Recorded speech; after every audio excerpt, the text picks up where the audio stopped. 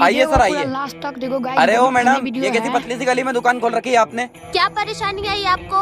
हमारे बड़े साहब की बड़ी सी गाड़ी नहीं घुसी गली में, उनको पैदल लाना पड़ा। मैं माफी चाहती हूँ इसके लिए। वैसे आपको क्या चाहिए? कोई बात नहीं, पतंग दिखा दो।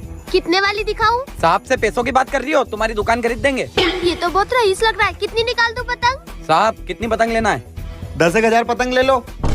10,000?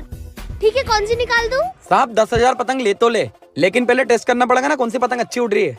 अच्छा, मैं समझ गई।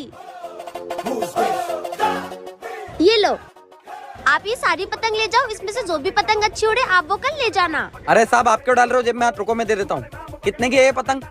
अरे बड़े साहब से इतना छोटा अमाउंट थोड़ी लेंगे। कल आप आना, 10,000 पतंग लेना और बड़ा अमाउंट दे जाना। ठीक है चलो साहब। भाई पतंग उड़ानी है पर पैसे नहीं है। अबे पतंग खरीदने के लिए पैसे थोड़ी लगते, मेरी बात सुन। लाइक कर दो। चल। अरे वाह।